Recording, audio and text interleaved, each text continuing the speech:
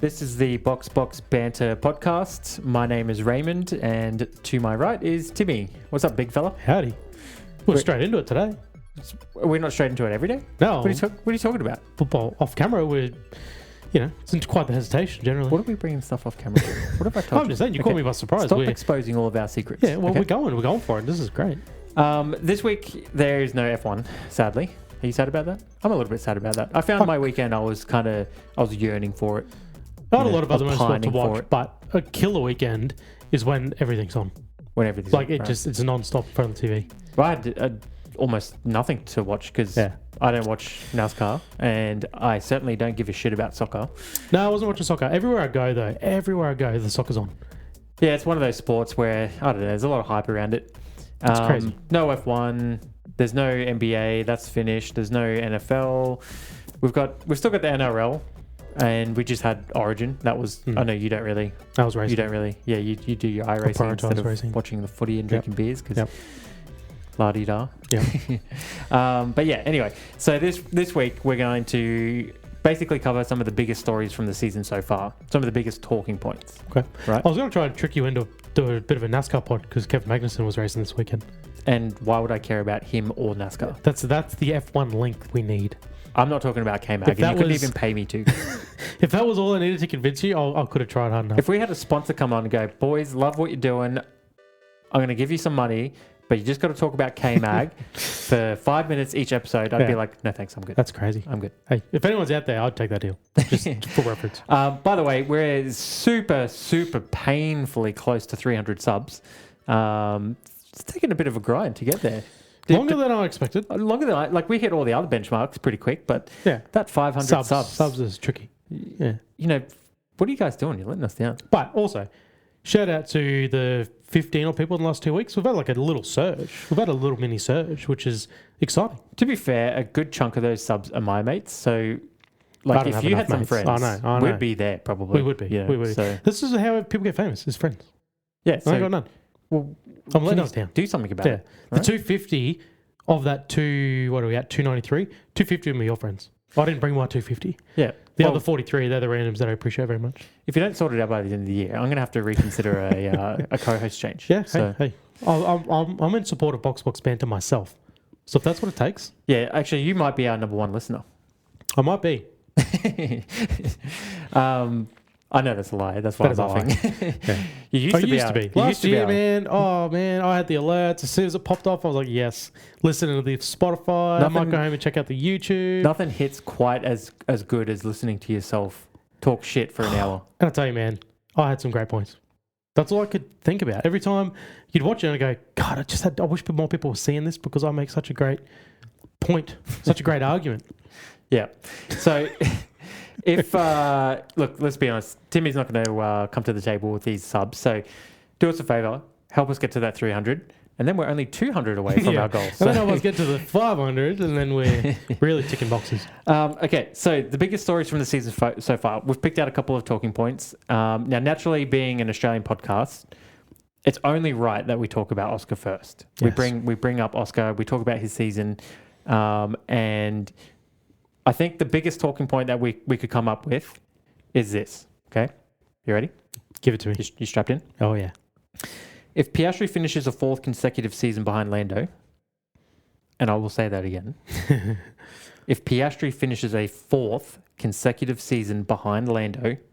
Let that sink in, people. Can he ever be world champion in McLaren? Yeah. See, it's hard to fathom that... All last year, all the how great's this guy? He's killing Lando. He's the man. And then you think and you realize, he's actually never beaten him in a season. Yes, in a season. Well, of course. Well, I mean, as of right now, he's 5 points. He's still behind Lando in the championship. So it's not like a massive margin. No, it's nothing to be super worried about right now. Should it be? And it probably should be because there's been some whoppers this year, some bad ones. That's true from both of them, and that's what's keeping it close. But last year he only finished. What was it in the end? Was it 10 points? It should have been a lot closer. It's not. He didn't win. That's all I know. Yeah. So I don't think it's panic stations, but I think if he finishes behind Lando this season, and it kind of feels like Lando's a little bit more comfortable in the car right now. compared to Oscar. And we know that Oscar's usually very strong in Europe, and so far that hasn't gotten off to a good start. So I am a little bit worried here. Look, But if he goes into a 5th consecutive year with McLaren and he's behind Lando, Yeah. I mean, at what point is he then perpetually Exactly. a number 2 driver at McLaren? Yeah. Or he make that shift to another team and where he can maybe be a bit more prioritized and have a car and a chassis that's built more around him and his what he likes in a car. Exactly. For someone touted for a long time to be Australia's next world champion and cream of the crop, he doesn't have the numbers that really back that up. When you look at probably everyone else, even our own Daniel Ricciardo, he goes into Red Bull and demolishes a 4-time world champ and then goes on to beat Max Verstappen in his first year or two. Mm-hmm. So again, he didn't have these struggles. But to flip the script a little bit, let's not forget, 23 was his rookie year. You can't expect much. Sure. So you can write that one up. That's fair. Even Kimi Antonelli didn't beat George Russell in his first year. The actual next GOAT. 2024, we know halfway through that year, there was that phantom Norris can win the championship moment when he was like 60 points behind. Mm-hmm. And they were like, he can do it. So then they shut Oscar down. Now let's not forget races like Brazil told him to move over through the sprint, told him to move over through the race, really openly, fucked Oscar over. So again, I love playing devil's advocate here because he was never going to win. He was never going to beat him in that championship season either because the team were literally outwardly against him in that manner. And then obviously we had last year where the team again, inwardly, secretly, were against him. So, to put my own heart at ease, so far it hasn't been his fault. Okay. I mean, you can't blame a rookie. Outwardly, the team's against you. The third year, inwardly, the team's against you. And then this year, like you said, there's 5 points in it. They are 5th and 6th, I believe, in the championship. 5 points between them, which is next to nothing. And they've both had torrid years. I mean, Oscar crashes on the grid to Australia. Neither of them start the next race. Now, why would you bring that up? Neither of them start the next race in China. McLaren steal the victory from Oscar's hands in Japan. Mm-hmm. And then it has just gone dreadful from there for Oscar as far as pace goes. But then Lando had a mechanical failure in Canada. Mm-hmm. And then what happened? Personal highlight of mine for the season. Yeah, that was absolutely a highlight. It might be the number 1 ranked moment. Yeah. But yeah, so he had a DNF in Monaco, did he not? Car fell apart in Monaco. Mm-hmm. So again, they've both had a wretched season, which keeps them 5 points behind. So I hope that you don't want mechanical issues to be the reason, which is we'll get to Mercedes later. But you want them from now to you just need Oscar to step up and perform. Yeah, do you think he will? Are you confident at this point right now that he can do that? Is his championship bid already over? Oh, well, B, yeah. or 2, can he outperform Lando? And I think that's kind of critical. If you want a little bit more team backing going into next season, and hopefully the car's in a little bit more of a stable point, I think you got to outperform Lando, right? That's your teammate is still your number 1 enemy. I don't give a shit about this where we don't have number 1, number 2 drivers. That's a load of bullshit. Well, if you don't have number 1, number 2 drivers, then that really pinpoints your person you have to beat is your teammate. Yeah. That is what his focus now has to be because they are so far out of the championship, it's not funny. Like, I don't even know what... They haven't shown signs of life. Like, Oscar in Japan, whatever happened there was the only sign of life they've actually had of a really good car, and that disappeared very quickly. Besides that, they have not had... And even then, it wasn't so much because of, raw pace or performance. It was because of, a wily... Well, yeah, the wily driving. And the race was still in a weird spot. And then basically knowing how to defend. Japan is a pretty difficult track to pass on. Exactly. Yeah. So just taking advantage of positioning the car in a good enough way that you Piastri gave himself a chance to actually win that race. He did his work in quali. Yes. And that was the start of the year. He out-qualified Lando 3-0.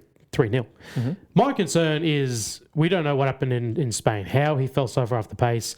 For a race that he won last year, Spain, to then what happened this year, it doesn't give me a whole lot of confidence. But yeah, they are so far out of contention. Like I said, they haven't had a spark. It's not like Ferrari have been there or thereabouts and they kind of there was a couple of races ago we said they've actually fallen to the 4th fastest car, and then all of a sudden they've just rocketed. And I said this earlier, with how quickly these cars are going to develop, you'll see teams ebb and flow. We haven't seen McLaren have a real highlight yet. So I don't have much confidence that they're going to be able to compete at all. So Oscar's really has to just focus on trying to beat Lando at all costs. Because that's, like you said, he needs to get some cash back in the bank going into next year. Get some merits on the board. Yeah, I agree. I think that needs to be his number one goal this season. Just get ahead of Lando. I don't know if you saw, McLaren did a post about like being respectful and being like, I think it was something to do with mental health day or something like that. So it was like about not being a terrible fan, And it. I did see like a little video, and they had snippets of posting Zach Brown's this and McLaren's shit. And is that what that was? Yeah, okay. Yeah. It made me laugh. I enjoyed it. It made me laugh because like Zach Brown is probably the person I dislike the most on the grid. I don't like the way he carries himself. And I don't like the way that he handled last season in relation to our driver. Yeah. Let's not forget, you celebrated a world championship, a constructors championship without one of your drivers. Your championship leader. That's the big... the guy who racked up the most points to contribute to your championship at that point in time. I love how they've kind of like flipped this narrative of like, we're actually the nice guys. Like he's such a... They know what they're doing, eh? Like, I don't feel like we've ever sat here and been disgusting towards Lando. We've always been harsh against Lando because I truly do not feel that he was a deserving world champion. I truly, in the same vein as like a Villeneuve, I don't believe that he was the best driver last year, and I think that he just benefited the most for how certain things went. And I think that's kind of the harder thing to take as a fan. Yeah. You want to see two guys rock up and have equal opportunity for success. Yeah, so I thought it was kind of funny that McLaren were like doing this kind of narrative. Yeah. And it almost seemed like it was to more Zach Brown's mental health. Yeah. It did seem that way. It was like, it's almost like you said it. Like user sharing and user resharing all these negative things, but it's kind of like, if you can't hide it, join it. Yeah, yeah. It's kind of type of mentality. Like, we're just like, all right, we're going to put it out there. I can't help but feel like I dislike McLaren. I really don't like them as a team at all. And I used to, like you, was a big fan of that team in the history. And I think how Zach has operated this team has left a really bad taste in my mouth. To the point where I'm almost like rooting for Ferrari this year. You know, if Piastri can't do it, I want to see a Ferrari win. I want to see them find some glory and return to historical. Like it's been so long, you know. I would like to see Oscar change teams. He's still very early in his career. I think he's got a lot of talent, and I think he needs a car that's catered to his talents and his skill set. Yeah. And I think last year proved that if he has the car underneath him, he can be fighting. Barcelona, I think, was a good insight into someone who's probably, he looks like the most unconfident driver right now out of the forerunners. Yeah. You know, he had no pace at all. He had no confidence in the tyres or the grip, and he just could do nothing. He couldn't overtake anyone. Yeah. It was basically like he was standing still. I think there was only Leclerc that had to pass him. So and he did it. And he did it quite comfortably. So, yeah, there's part of me that thinks that we're in for a very long, painful season. And hopefully when he has the opportunities come up, the chips fall in a good enough way for him to get a leg over Lando. Yeah. And then maybe he can have a little bit more forward momentum going into next season. But at the end of the day, I would much prefer to see him in a different team. I'd prefer to see him in like a Red Bull or in a Ferrari. No, I agree 100%. I'm happy for Oscar to run from this battle because he's fighting with one hand behind his back. I think so. Ferrari is a perfect example with this whole brake situation. Hamilton changed well before Charles. So Ferrari allowed the drivers to have their own personal preference. Like, whether there was data or not, even if they said, Lewis's brake's actually really bloody good here, Charles. If Charles was obviously like, no, I want to stick with Brembo's for, one too many races, too many. But they allowed... Allegedly. Yeah, they allowed them to go down that route. Whatever you're comfortable with, whatever makes you drive at the peak of your performance in this car. They're not short of a quid. Like, what is the reasoning why you cannot? I get you can't design complete bespoke pieces for each car, but something like that, as an example, they should be able to have their preference and what they would prefer. And I don't think McLaren give that opportunity to Oscar particularly. They'll probably parcel it as to either driver, but they clearly follow Lando's desires and his R&D path over Oscar, and they have to just be telling Oscar to suck it up and deal with it. Yeah. So yeah. again, he's fighting with one hand behind his back. I guess if you like, I think you might have been the one that said it to me. If you've got a car that's a little bit taily, generally, and you can handle that, you can rein that in. It's fast. So I almost wonder if McLaren like basically show Piastri that, like they have the data and they're like, if you could just do it, we'll be the best out there. But what makes you fast is comfortable and having that trust in your car. 100%. Yeah, I agree. And that's why no one could drive Max's car. Because again, when it's taily, when it's edgy, it's because it's pointy. It turns in so well that the back just wants to go. That's what makes it fast, because it turns in so well. If you can handle that, harness it, have the trust in the car that you're going to turn, it's going to feel a certain way, but you have the trust and faith that it's going to stick and it'll be okay, then yeah, you're a gun. But if you don't have that trust, then you're not pushing the car or driving the car the way it's designed to be driven. And then you're nowhere. Well, and that's my speculation, is like there's Lando, he's at a point in his career where he's quite comfortable with a car that's quite taily, and McLaren have the data to back up that that's the faster way to run the car. And so therefore they're basically forcing that on Piastri. I love to think that there's someone from McLaren or Piastri that sees this floating around the internet and they're just like, way off. Way off. Yeah. No fucking idea.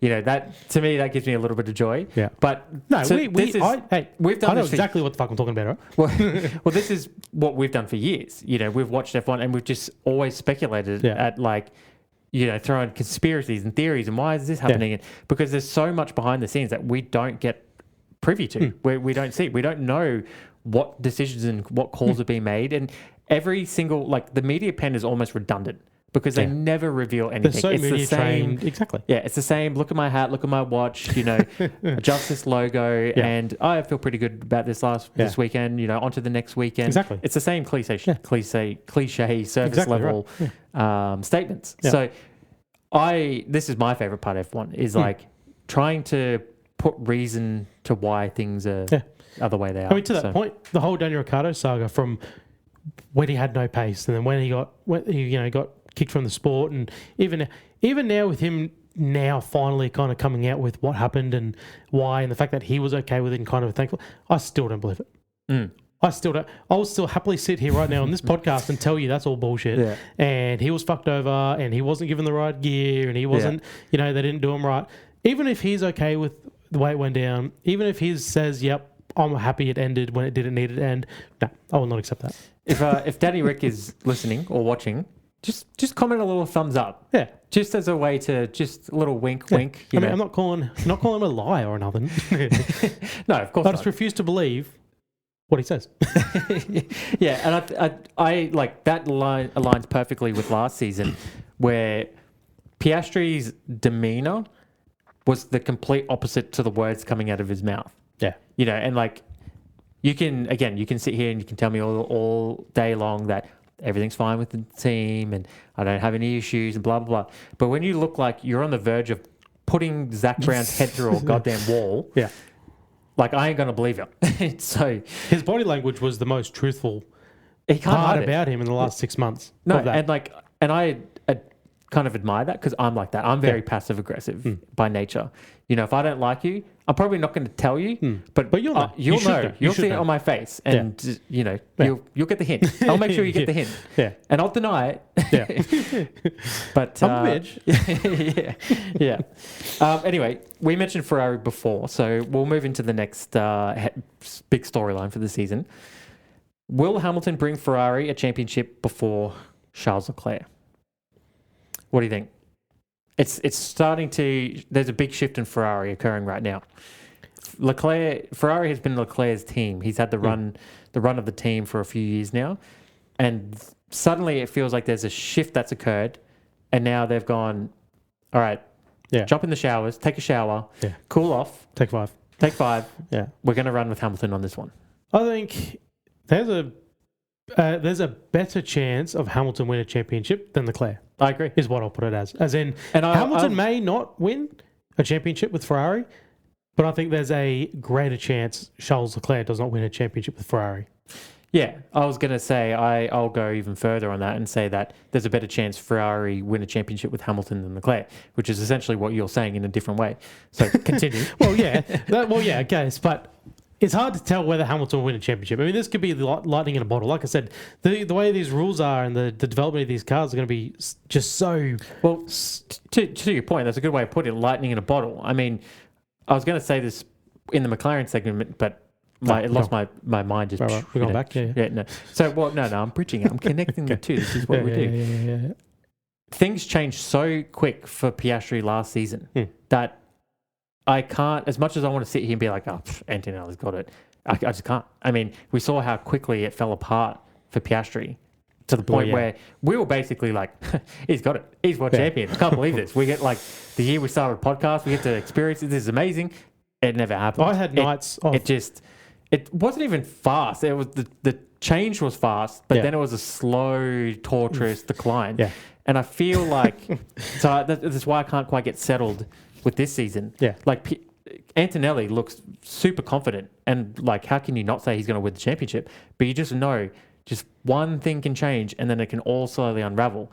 And I think that's why I sit here and I think Ferrari are a red hot chance here. If they can have the right development, you've got the right driver who knows how to win championships. He has remained extremely consistent through this first part of the season without having wins, collecting points. Yeah. Oh, God, basically making sure he doesn't do anything stupid. Doing what a world champion does. Yeah, so then This is how you all of win a a sudden, championship. if you get a run of wins, you could find yourself ahead in the championship. Spain is exactly all of that in one. I mean, we saw Kimi seemed untouchable. I mean, we were always counting the gap between him and George because it seemed like it was going to be inevitable. It was just those two.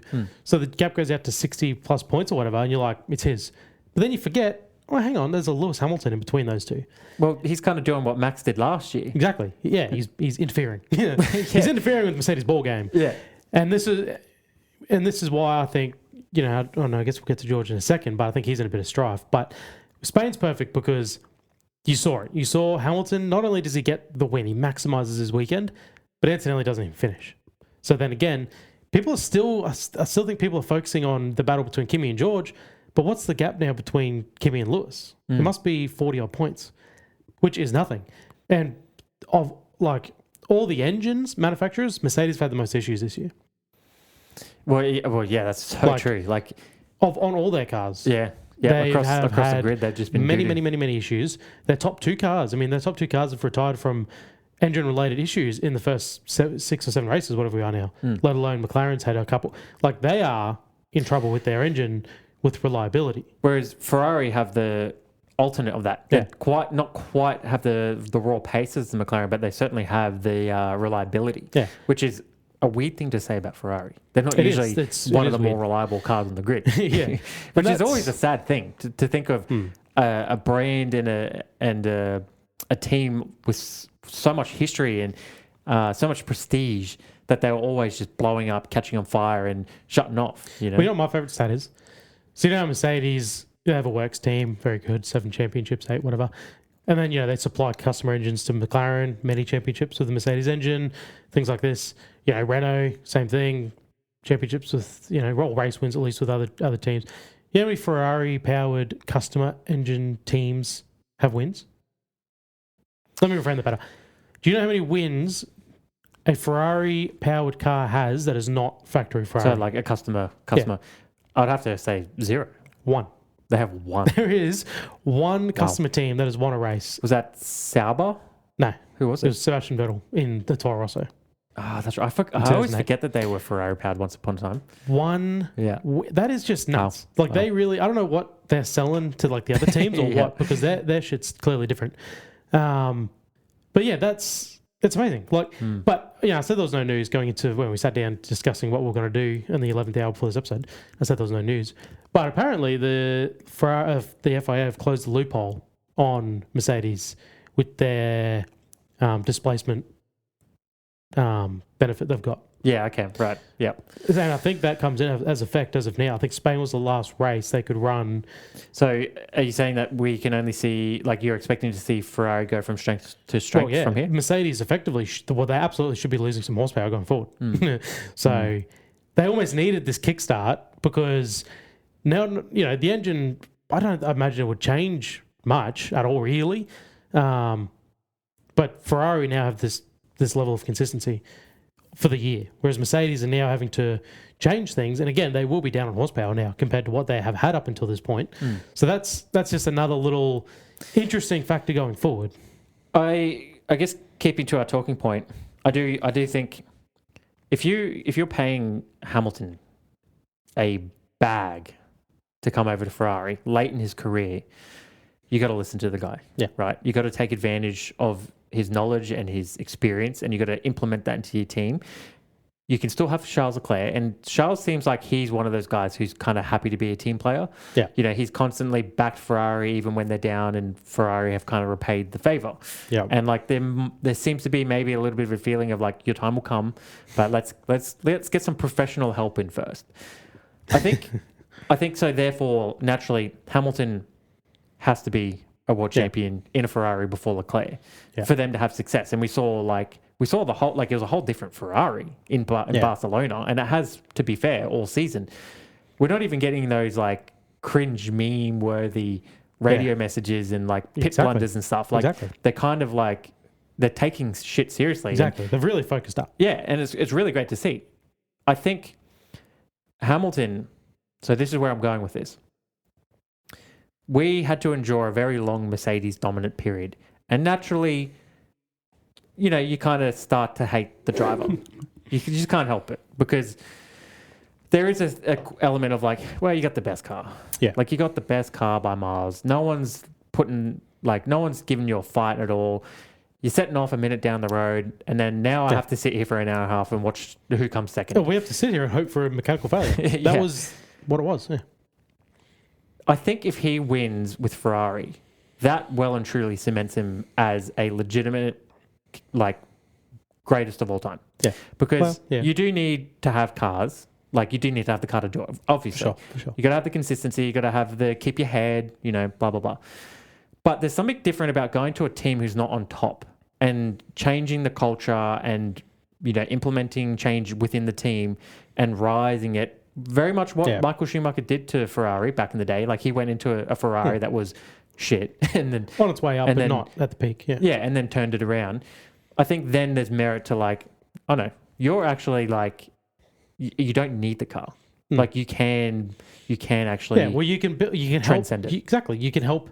You can't. He's not going to jump in the Aston Martin next week and be good. No, that's a fact.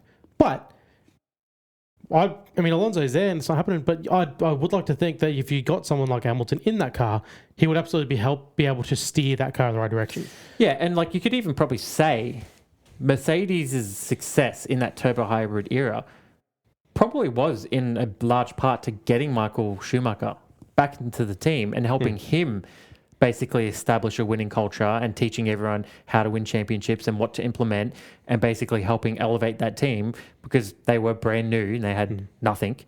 And, very quickly they rose to the top right as they then signed Hamilton as well. Yeah. So this is different. This is like a different challenge. And I think I would be more than happy to see Hamilton win and get that 8th title and well and truly become the greatest of all time to do it in Formula One.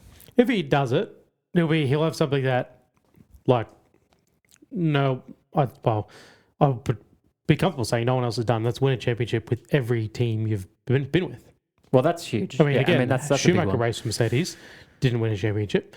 Vettel raced for Aston Martin. Ferrari didn't win a championship. Alonso raced for everybody. Didn't win a championship. To be fluid and adaptive enough to adjust to each team and chassis and engineer and and whatever. Ferrari is his biggest challenge because again, we said this previously. Your career, you got to have a run of if he wins 8, but of course he could be up to 9. To have that amount of success, you need to make the right decisions at the right times. It's with regs that sort of change every 7 years or so. Like you need to make the right choices. And clearly moving to Ferrari at that particular point may pay off in the long run. But clearly he went there and the car wasn't what it should have been. I mean, no one would have batted an eye if he retired halfway through last year. No. So that is probably the most like impressive thing, is that he came into the team. Not only did he have to endure some real amateur stuff and the stuff we heard on the radio and, you know, all of that, plus the car not good, and he's being beaten by Charles, and, you know, from where he came from, where he's the king at Mercedes, the absolute king. He's a knight. He's a literal knight at Mercedes. God. Yeah. So then he goes to Ferrari and has to endure all of that Italian bullshit. Yeah. So the fact, if he goes through and wins it this year, that little year-on-year progression resurgence to bring Ferrari to the forefront, especially in a year where they didn't start as the best car this year, develop it to be the best car with, I don't want to say it and I won't say the word, but it's kind of cements him. It's interesting, when Vettel went over to Ferrari, I think there was a lot of expectation of like, all right, let's see what he's made of now. Like, he had a run of success with Red Bull. Now he's like, good on him. He's making a ballsy change. He wants to have the prestige and the success with Ferrari. Arguably in his prime. I was going to say, and he was younger than Hamilton and probably in a better spot in his career, and he couldn't do it. And he would have only been, and it sounds funny to say this now because he had such a great stint at Red Bull, but he only would have been in like year 9, year 8 of like his career. Late 20s, like 28, exactly. 29. And it sounds crazy 30. to say because he was a 4-time champ and he was on a real downward trend at Red Bull as well when Ricciardo came in. So you think of that as a later career driver, but he was only in year probably 8 going Hamilton's to Ferrari. Doing this, knocking on 40. That's like Norris now, going to Ferrari or something, and you'd be like, okay, again, prime of his career. That was kind of the Vettel then. But and he couldn't get it done. No, it come close. Had a couple of really good cars in years, but I'm here for it. I'm here for it. This is what I'm secretly rooting for. Look, maybe it's a flaw in me, but it was the same with Vettel. Hated those year of 4 championship runs. Same thing. You wake up, you go, okay, he's going to win again. He's going to shit all over Mark Webber. Like, as long as he had pole. Well, yeah, on the front row, yeah, exactly. But you did. So, you know, it was always that. But then when he moved to Ferrari, it was like, cool. Like, you get to see a bit of a resurgence in his career, you know, especially the last couple of years when he was actually like a half decent person. Yeah. You sort of did find yourself rooting for him. Once he calmed down. Yeah. And then, once they slapped the bitch out of him. Yeah. Same with Max Verstappen. I mean, again, 4 in a row. You kind of get sick of it. It only took 1 year. He lost the championship in It didn't even take 1 year. 25, like literally reigning champion last year. Still the reigning champ. I was rooting for that guy so bad. It only took not even 1 year. It just took some competition and the threat of Lando Norris winning for me to be like, Max is the man. Max is my guy. Well, what's the Batman saying? I think it's Batman, where it's like, you either die a hero or you live long enough to see yourself become the villain. Right. It's kind of like what Vettel went through and sort of like what we've been through with Hamilton, where, you know, when he first had his success, it was like, wow, this is awesome. Good for him. Like, you know, this like kid that didn't come from money and, you know, just super fast and straight into his career, winning championships. And then to a point where I was like, this fucking guy again, honestly, just go away. You know, and now we've come like full circle again where we're now all rooting for him. Let's go, Lulu. We want to see, like, they dropped that Godfather pick, which was one of the hardest things I've ever seen in F1. And then it was so funny because how the year went. Exactly. And it was like, now this is a chance to like make that photo worth it. Like staple that thing into history. Don't let it fade away into obscurity, because you never want to bring that up if you literally had no success with Ferrari. No one does that. No one does that. No. Ferrari do that. Can you imagine Max going to Ferrari and taking that photo? Never in a million billion years. No one does. And then they did the Ferris Bueller thing. They really did some stuff. And then the year was just, it was a laughing stock. Dreadful. Okay, let's move on. So the next talking point I have here is a big one. With Antonelli's arrival, is this the beginning of the end for George's Formula One career? It might be a little early to call. Well, it's the end of his being the A driver at a top team career. He's now going to move, which is the beginning of the end. Well, yeah. You don't take a a paid gig at Haas No. or Audi. I've compared him to Daniel Ricciardo in the past. I still think he could have taken it to Max, but he ran before we really got to see. But then he just made some bad career choices. Like, this is, I guess, the chance George has. Does he run now? Does he stick around, see how it goes? Does he just play second fiddle to Kimi? Because I don't think he has a choice, mind you. But in the future, like next year after, does he just stick around and go, you know what, I'm in a winning car. I get paid probably well. Or does he chase that number one seat and try to build a car into a success and amount to nothing? I think when he came into the season, everybody probably thought it was George's year. This is his year. Like, he's going to do it. Now, we weren't stoked about that. So I'm kind of happy that it's going the way it's going. Yeah. But very quickly, Antonelli changed that narrative. And I think Barcelona was the full stop. It was the period. It was the... 100%. You're not going anywhere. You're not even going to finish second to I'm not Lewis giving Hamilton, you buddy. nothing. Exactly. I'll take these 3 points. Yeah. And fiercely, he took him from him. Like, I just love... Like, if...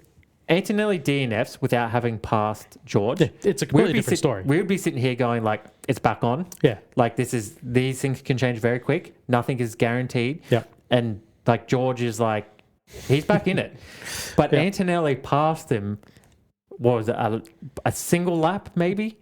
Yeah. Before he DNF'd. Yeah. And that right there just cemented everything. Exactly. And George knew it. You could tell. He wasn't up on the podium like, hell yeah, I got second. This is awesome. I'm back in it. It was like, yeah, geez. How did that happen? Exactly. It's the whole thing with Oscar. Again, with the whole Oscar, you just need to beat your teammate. Like, he literally just needs to beat his teammate to become world champion at this state in time. And yeah, he doesn't even beat him for second place. Like, you're not even fighting for the win. Like, you always try a lot harder. You know, for the win's very different for second, but for him, it should be fighting for the win. Effectively, and he I know we fought him, but do something, do better, try harder. We've seen he's not shy to push him off the road as if he wasn't his teammate. We saw the shit he got up to in Canada. That is not very teammate friendly. No. That is the stuff I'd expect from him in Spain at all times.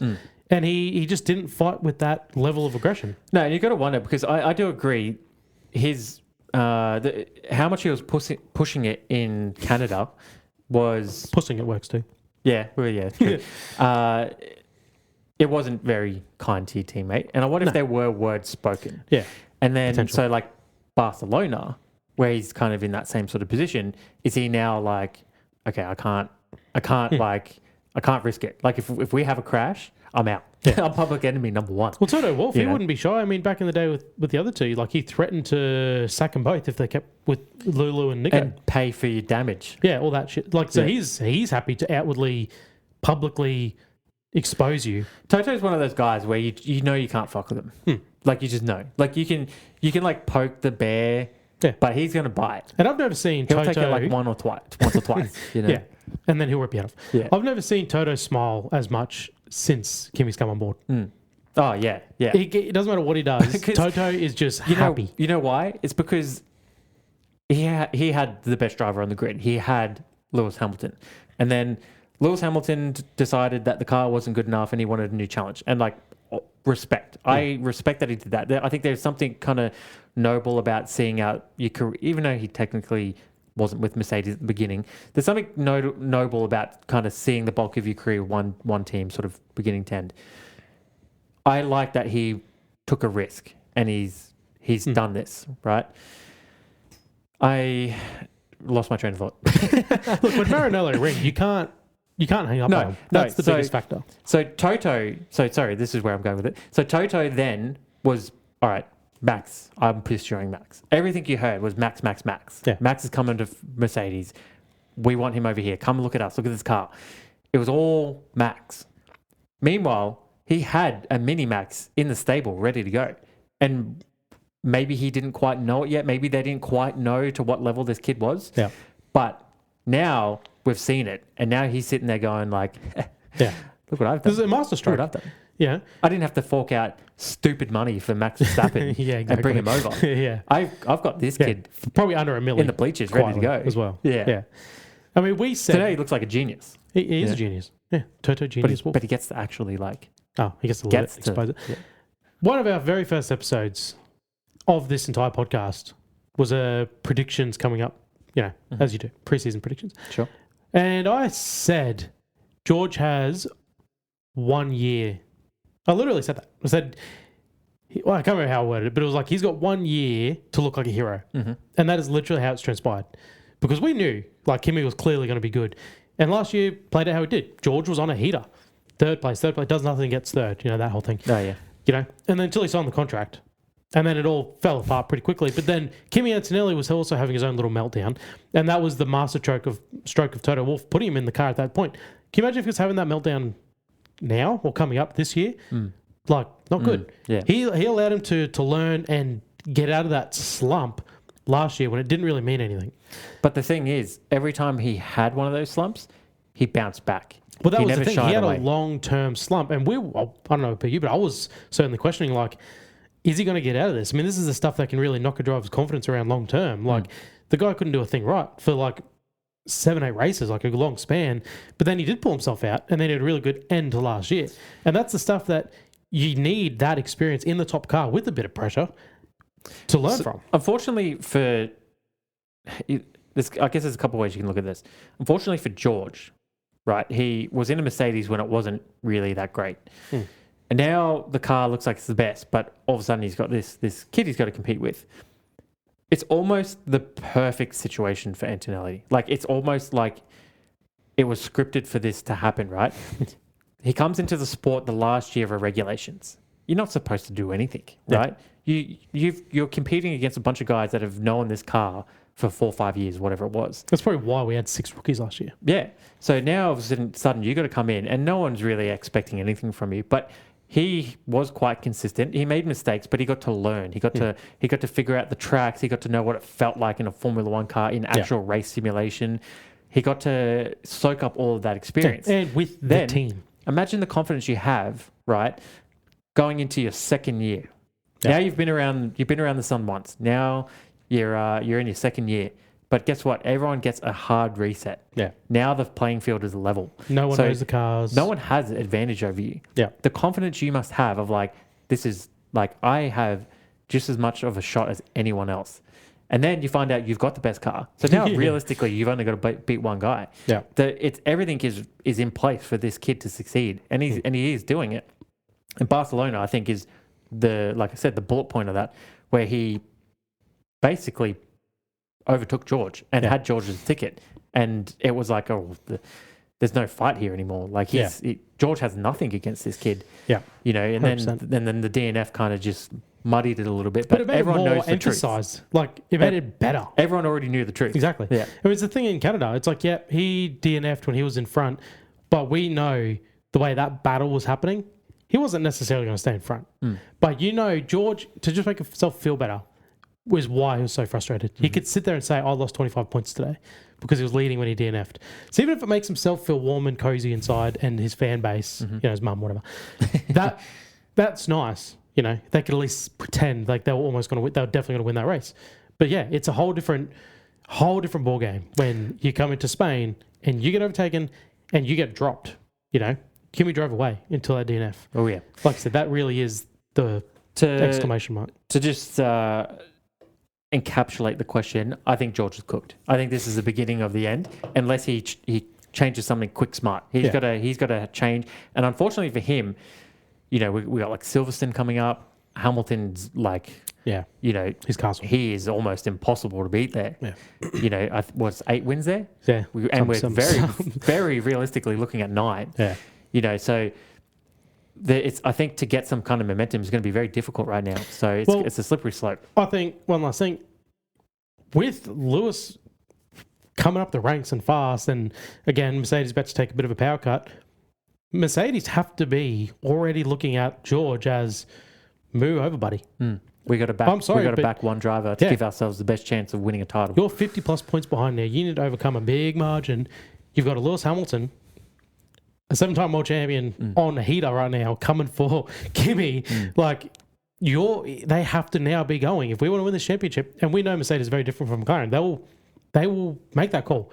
They have had a history of letting their drivers race, but they haven't had a history of having a third car involved. Never. No. Never. Even when it was obviously Lewis versus Max. And when there is a clear difference, like you can look at previous seasons where it's like, oh man, it's neck and neck, between like Rosberg and Hamilton. But when there's a clear difference, yeah, exactly. That's all of a sudden there's almost no conversation to have. Yeah, it's obvious. And I think that George is the type. He's a cuck. I think that he's more likely. Like he has this whole like, think about his number. He's number 63. Yeah. He's got this whole thing of like I am Mercedes. Everything about me is Mercedes. I don't see him leaving the team and going to another team. I see him being almost like spinning the narrative of like, I'm just going to stay here. I'm going to help Kimi. I'm going to help the team find success. He'll claim Kimi's success on behalf. Yeah, and take his rightful position in that cuck seat. So yeah, I mean that's what we said at the start. He has a choice: get paid well, get to pick up a win every now and then. Literally be the Bottas or the Perez at his peak. It's not a bad career. No. You might rack up 10, 12 wins. You make a heck of a lot of money. Or do you go down the route of a Sainz or, someone like that? Where it's like Kimi Räikkönen, like in the back, like very back half of his career. That sounds very disrespectful. Where you're going with this. All right, let's move on then. We're going pretty good. Yeah. We had a handful of talking points. Really we're filling out a whole episode here. Yeah. We're running out of time. Okay, I got to bring up Newey. Has the Newey magic worn off? Or do we need to be patient with Aston Martin? I think Aston Martin has exposed Adrien Newey. That's a big statement. You don't think it's too early to I mean, you've made that call, so I guess not. Have you seen the guy? Too early is not in his resume anymore. He's got to do shit now. Yeah. Like the car's 3 seconds off the pace. I don't think he's seeing another world championship as long as he's with Aston Martin. I think you look at Red Bull. Don't get me wrong, he built that team. But he built that team 15 years ago. Mm-hmm. He laid the foundations for the way you make that engine to that chassis and the aerodynamics and don't forget there's a team around him. Yep, he laid the groundwork. From there, he was still the head designer and all this stuff, but was he then riding a pretty free wave into his elderly age? And does he just not have it like he once did? Whereas he had his team around him, his guys that help him, they understand his philosophy, they see his notes. He's now moved teams where he then has been fully given the whiteboard again, and he's delivered us a car that's 3.5 seconds off the pace that had vibration issues that they couldn't even drive the damn thing. Yeah, which is like... And they'll blame the engine as much as they want. What's in it, a Merc? No, they're going to Honda next year. Oh, what are they now? I can't remember what they have now. Oh, this is awkward. Comment Let us know what Aston Martin have in the back there. Comment on this so we can remember. No, I do think it is a Honda. It's a Honda because that was the whole thing. It's not Honda's F1 engine team. They've got a whole, like, Honda's F1 engine people stayed with Red Bull powertrains. It's a new team of people. You're right. You're right. That's because there was that thing of Honda was blaming Aston Martin. Aston Martin was blaming Honda. Yeah. So, but that's one part of it. Like the car is still aerodynamically shit. It's still slow. There's a lot that goes into it, but like I said, I just got to wonder: is it not so much Adrien Newey is he running out of time, or is it out of his control? Aston Martin has this project proved that he doesn't have the skills he once has. I mean, there's no lie when you get to the age he is. You're going to struggle a little bit. It's mentally, it's a little bit challenging. That's one part of it, but like, whenever someone comes into a sport and changes the game, guess what? A whole bunch of copycats come through, and they find success by mimicking you. Yeah, I'm going to throw a basketball. On out here. Do it. Steph Curry, this little guy, comes into the league and changes the sport. And then all of a sudden, everybody now needs to hit a three. Yeah. Everybody's got to shoot 60% from the 3 line, 60. And like Curry was the best to do it, but guess what? There's going to be people that are better than him and break his records because he was the first to do it. People are going to study him and learn from him and then just do it better again. Yeah. I think what we're seeing is probably similar with Newey. He's been around so long. He changed the game in terms of engineering cars and the man that can see wind. Superstar car designer. Yeah, he's the first person. You got Max Verstappen, you got Isaac Hadjar, and you've got Adrien Newey. So now you've got 10 other engineers on the grid who all want to be him and want to be the next Adrien Newey. They're all carrying their clipboards and they've all got their pencils in their ears and they're all bending looking over, at each other's not touching, cars. But looking and they're all scribbling secret shit and so they're all learning his tricks and then he doing wrote it the better. book for everyone else to read it. Yeah. So at some point, he's gonna he's not going to be the top That's dog. that's how I see it. Is that it's Aston Martin? This project has just exposed him for what he is now. That was sure was a lot of hype, and we were on the hype train. Oh, absolutely! You got Fernando Alonso. You got Fernando Alonso. You've got Adrien Newey. You've got the excitement of new regulations. They've got a new engine, and not forget it's a Honda, like the dominant engine of the last regulation. Fernando has had such great past success with Honda engines, hasn't he? So and then infinite cash with that team as well. Yeah, there's no reason. There is just you. Lawrence better be filthy. He better be filthy looking at the money he's spending. He's going to be spending more money. I know there's a budget cap, but he's going to be spending more money than anybody. Well, we haven't really seen much at all come out of the team in regards to any of this sort of stuff. And part of me is kind of excited for Drive to Survive next season, where we get that behind the scenes look and we get to see do we get to see conversations between Newey and Lawrence? Do we get to see those difficult things? Like, can you imagine someone like Lawrence berating someone like Adrien Newey? You almost can't, because he's a personality that has demanded his own level of respect within the sport. That's it. He's earned his. You can name chassis because of this guy. Lawrence Stroll paid his way into the sport.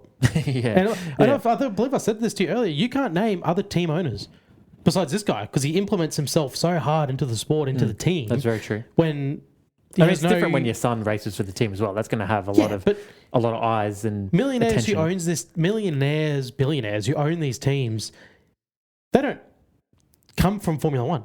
They have a passion for it, and then they hire the right people in the right places to run the team, and that you just stay the fuck out of it. Lawrence Stroll just loves to interject himself into this place. And who knows? Maybe that's why they're having issues, because maybe there's too many cooks in the kitchen, and him being one of it, that they're just not letting Adrian cook. You know, they're not letting him and I'm sure that's probably not the case. Like, you don't pay this guy a lot of money just to not take his advice. Yeah, they pretty quickly revoked him from the team manager role, team principal role. That's true.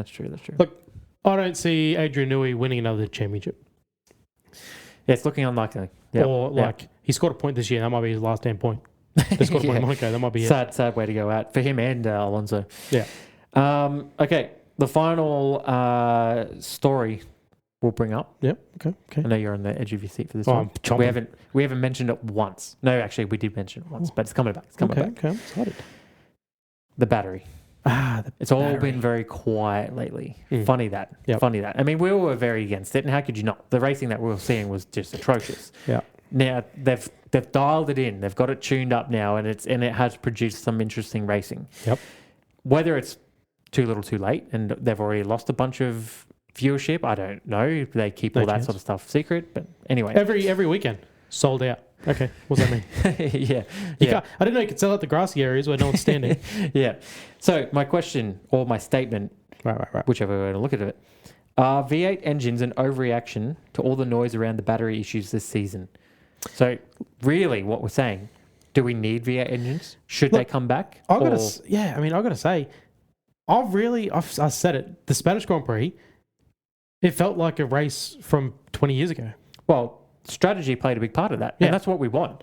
Like, I think I said something about Formula One's the pinnacle and you should always be striving to be the best, the fastest. You should be progressing. You should not be going backwards, right? Brundle said something interesting on the broadcast. I think it might have been in Monaco, which he doesn't say too many interesting things these days, so I was quite surprised he still had it in him. But he said the cars can physically only go so fast on each track. Like, you can't have cars do 500 kilometers around Monaco. It's just impossible. So the regulation reset is to basically downgrade all the cars and then re-engineer them back to their peak. Yeah. That makes sense to me. Sure. I miss the V8 engines 100%. I think the sound and the feel and the aura and the fact that it's a real engine. There's no replacement for displacement. No, you didn't think of that just now, but no, God, no. Bravo. I think that we should have that back in the sport. That needs to come back. But it is interesting how loud everyone was about these batteries, and interestingly enough, FIA folded. And they made this call. All right, guys, the V8s, they're coming back, all right? Just hold out to 2030. We'll bring them back. Yeah.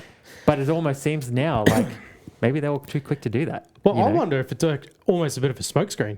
I mean, again, we are like a very small slice of the internet, very very minuscule. I mean, you guys can help us out. Speak for yourself, buddy. All right. We were very loud about how much. I mean, I was off it. So many people were off it. You even switched over to NASCAR. That was long before. You went from a part-time NASCAR watcher to a full-time NASCAR watcher. I'm so full-time now. I'm up at like 4 a.m. every Monday morning. Regardless, right? So we were all very vocal. Battery's no good. The very artificial racing, things like this. The V8's announcement was at a very good time when the noise was at the loudest. Now, again, Barcelona, heritage racing, fantastic. Monaco is what it is. But again, I actually really enjoyed that race. I said that because of the way Kimi ran it. He should win the championship he should. On that alone. Miami was a good race. Like, this season has produced good racing, and I'm almost hesitant to do just a naturally aspirated, like old school fashion of racing, because it's like where they are right at this very exact point in time, right now, with the battery, with the way they've got the levels and all this stuff. Like, you're seeing the cars can follow. We've been, for years, the cars can't follow. They can't chase. You have a very small amount of time to make a pass. If you don't, you got to bail. If you make a pass, you have no chance of getting passed again because you needed such a dominant car to make that pass in the first place. Like, we're really seeing now, you can have to and fro battles. You can have pass, repass. You're seeing real, and it feels real. It doesn't feel like at the start of the year because there's not, what was it, 90 kilometers an hour of closing speed. We're not seeing the super clipping. We're not seeing anything that feels manufactured. We're seeing real racing. The cars can follow, the cars can pass, repass. We're missing the sound. Don't get me wrong. Again, these things are still very powerful Camrys. Just on that, the F1, I'm pretty sure it was the F1 Instagram page posted up a video of Hülkenberg idling in pit lane in Barcelona. And it was like that sound, heart, eye emojis. Yeah. And it just was the most atrocious, disgusting thing you've ever heard. They're loud, of course, because they make bloody, 1,200 horsepower. Yeah. Like, they're going to make noise, and that's great. But it's not the right noise. No. It's a V6. It's like a 1.6 litre V6. Popcorn popping or something, Like, that is, for me, I haven't been trackside in, 13 years. I've been trackside since the V8s. And I'll never forget that. I will never forget the V8s trackside. You can't. It leaves a print that damn loud. Yeah. So I haven't been. You've been. I haven't been since this whole hybrid era began, and now the batteries. But I remember the first race of the hybrid era. Everyone's like, oh, and then how everyone going on about how easy it was to hear over the radios because the cars were so quiet. What you could hear through the TV, like how they played the radio on the TV, you could actually hear the drivers. Whereas in the V8 era, you kind of be like, you have to really 2 seconds, Ted, really lock in. You get enough to know. I think he said pit. Yeah, and then as soon as the hybrids came in, it was like, you had all the 20 cars revving on the grid. And it was kind of like a light, a medium pack of bees is what it sounded like, as opposed to the screaming that there used to be.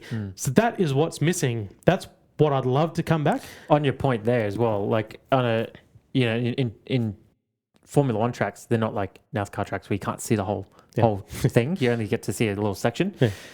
And one of my favorite things ever as a motorsport fan is when you hear the lights go out and you can hear the cars screaming. Yeah. And they're so loud that you think they're just down the road here, but they're on the other side of the track. You just hear them coming for like 30 seconds, just screaming at you, and then they hit you and they fly past. That is special. Yeah. That's special. So don't get me wrong. I'd love that aspect to come back. But where the racing is now, I know if they go to V8, they're probably, what they said was like very minimal battery. Now it's 50-50. They're going to go to 45, 55, whatever next year. Whatever the minimal battery is, if they go ahead with the V8 plan, like, I'm almost worried they're going to go back to, you put a lot of aerodynamics on the car again to make the speeds right and the lap times right, but then you get back to dirty air, you get back to the cars can't pass. Like, this, again, the lightning in the bottle might be where Formula One is now. There's a lot of hate at the start of the year, but I don't know how you can watch the racing we're getting at the moment and not enjoy where it's at. I agree. I think I love the V8s and I'd love to see them come back, and like going trackside would be definitely a better experience for sure. But I would happily give that up for more strategy implemented into the sport. I think that's more important. I think having, like what we saw, different pitch stop strategies that really shake up the grid. I think having different tyre selection would be huge. Like have 2 tyre suppliers and let the teams like change it up. That would be huge. Bring back refueling. Yeah. Like that would be massive. You know, other sports can do it safely. Why can Formula One not? Yeah. And if half the engine's battery now, like surely that makes it even safer. Like surely it's even less fuel, less like time to fuel. You know, you can maybe have longer races. Like some of these tracks that are really fast, where you only get like an hour of racing, like put a fuel stop in there and make it like another half a race longer to push it up to an hour and a half, like a Monza or something. Yeah. You know, bring more of that strategy element back. The strategy Me as a would fan be good. would take that over a V8 engine. I mean, that's every form of motorsport has, besides Formula E and Formula 1, has refueling. And it adds, because, you know, you can... Do you underfuel throughout the race? Take less fuel, but then you fuel saving, but you're getting track. There's so many ways that then opens up strategy that you just Formula 1 just misses out on. Yeah, and we see it, and then that brings up conversation too. And you like as far as like commentary goes, then all of a sudden you're speculating like he's on a lower fuel run, he's on a longer run. Yeah, you know, he's going to come back in the back of the race. But you don't really know. It's all speculation, and that really keeps you engaged because you're trying to figure out like. What are they doing? What are their strategy? You know, and again, even without refueling, but with the way the tyre was dying in Spain, it still allowed for that conversation because that middle part of the stint that middle part of the race was the most important for Hamilton. Can he make enough time? Can he? And that's create usually when enough it's the buffer? sleepiest time. Yeah, that's literally when you pretty much got the Formula 1 race plays out as it does. Pit stops. If everyone has a clean pit stop, after that, the writing's in the sand. Like no one's going to miraculously pick up a bunch of pace. Every driver out there knows how to save their tyres. And that's unfortunately what the racing becomes is who can go the slowest to make sure they have enough tyre life to go the distance. Boo. Like, fuck all that. This Spain race, that's why the Spain race was so good. You had the middle stint where Hamilton was going flat out. That's what you want to see. Drivers go flat out. Can he make enough of a buffer? And then the safety car came when it did. But if it didn't, you have this peak at the end where he's closing in, 5 laps to go. Can he do it? Can he make the pass? And it's not so overly powered where he's going to drive past him because he will already have 10 laps on his tyres by that point. So then you're getting this slow peak. That's your anticipation. Anticipation is building to that point. Yeah. We got robbed of that, but who cares because Hamilton won, so that's fine. Yeah. But we got robbed of that escalation of excitement in the apex of the race coming 5 laps to go. We missed out on that. But that's what needs to happen. We're just a couple of F1 edgelords. That's all. We just want to edge our races. So the FIA just need to blow the whole lock load in the first 10 laps and then that's it. You know. Well, catch a nap. So I said to you, that's the difference with Formula 1 and other races. Formula 1, you need to be there at the start. You can clock off after that. You know, the India 500 I watched, it's all about the end. NASCAR, all about the end. You know, that's what it should be. You escalate, you build, you climax, and then you go to bed. All right, well, before you go too far down that rabbit hole. And then you watch motor racing. Yeah. Yeah, let's. This is a nice place to end it. Thanks for joining us. Do you actually know what's on next week? I want to say it's Silverstone. I think you might be right. Let me. I feel like it was coming up. Let me bring it up live on air right now. It feels wrong because it is going to be pretty well July, but it feels wrong because it also feels so young in the season still. The calendar's all like mixed up because of the way that they've changed. Like, have they moved stuff? Well, like you said, like Monaco is like later in the pushed year. It a week back. Yeah, that's what I mean. Everything feels Austria. Yeah. Oh yeah, and then must be Silverstone. Yeah, Silverstone's in the triple header. Austria, I always get hyped for. One of my favorite tracks for sure. Thanks again for hanging out with us on this off week. Hopefully, we kept you entertained for an hour of your week talking about Formula One. If so, hit the subscribe button. Help us hit 300, and then help us hit 500. Comment. Yeah, comment, like. We're happy to reply to anything. You know, we love it. We love it. Yes. But until next week, have a good one. All right. See you next week.